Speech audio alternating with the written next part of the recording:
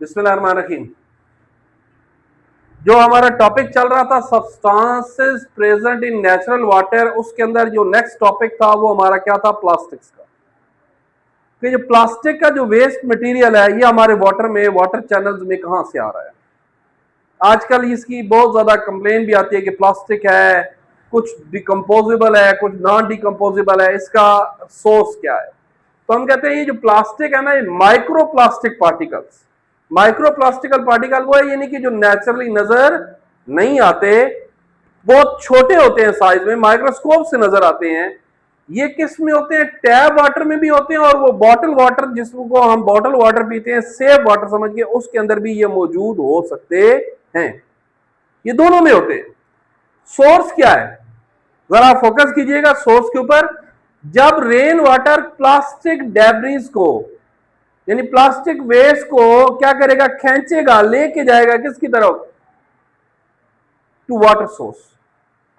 तो वो जो उसको लेके जाने का प्रोसेस है, उसका उसके अंदर स्टे करने का जो टाइम है, उसके अंदर क्या होगा, प्लास्टिक के अंदर से माइक्रो पार्टिकल्स क्या हो जाएंगे, वाटर के अंदर ऐड हो जाएंगे। डिग्रेडेशन ऑफ प्लास्टिक वेस्ट, कुछ प्लास्टिक ऐसे भी होते हैं जो क्या होते हैं, डिग्रेडेबल होते हैं। तो जब उनकी डिग्रेडेशन होती है, डिकम्पोजिशन होती है, तो उसकी वजह से भी छोटे छोटे पार्टिकल पानी के अंदर क्या होते हैं, रह जाते हैं।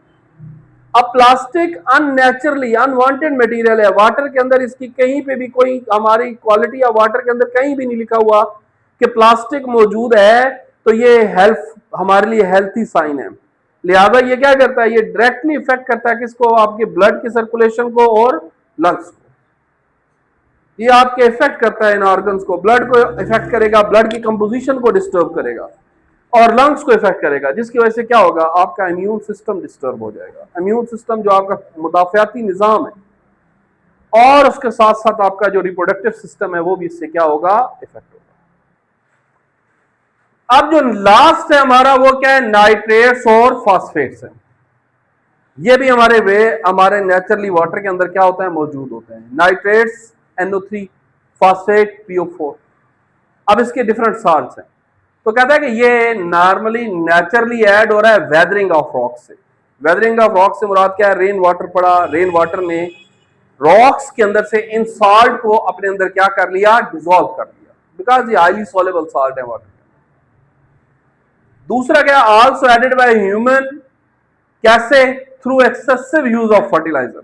हम फॉस्फेट के फर्टिलाइजर, नाइट्रेट के फर्टिलाइजर इस्तेमाल करते हैं सॉइल की फर्टिलिटी को इंप्रूव करने के लिए, तो ये उसके अंदर मौजूद होता है, पेस्टिसाइड्स के अंदर मौजूद होता है। अब ये सारा का सारा वाटर के अंदर क्या हो गया, एडअप हो गया।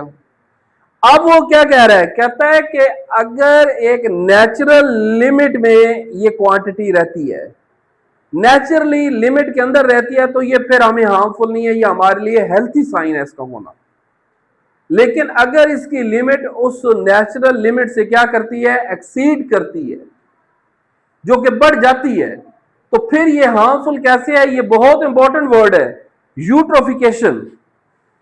ये हो है क्या, आपने थोड़े दिन पहले एक प्रीवियस टॉपिक में टॉपिक पढ़ा था, इकोसिस्टम बैलेंस पढ़ा था ना, अमाउंट ऑफ डिसॉल्व ऑक्सीजन आपने पढ़ी थी। अब ये यूट्रोफिकेशन का, ये वाटर के अंदर जब नाइट्रेट्स या फॉस्फेट्स मौजूद होते हैं ना, तो ये फिर क्या करते हैं, एल्गी और फिंजाई उसमें ग्रो करना शुरू कर देते हैं। जब ये ग्रो करते हैं ना, तो ये क्या करते हैं, ये वाटर की डिसॉल्व ऑक्सीजन को क्या करते हैं, यूटिलाइज करते हैं, जिससे पूरा वाटर का इकोसिस्टम क्या हो जाता है, डिस्टर्ब हो जाता है। इस रैपिड ग्रोथ की वजह से फिर क्या होगा, वाटर का टोटल बैलेंस क्या होना शुरू हो जाएगा, डिस्टर्ब हो जाएगा, वाटर की क्वालिटी इफेक्ट करेगी। तो इस इफेक्ट की वजह से हम ये कहते हैं कि इसका लिमिट में होना बहुत जरूरी है। Thank you.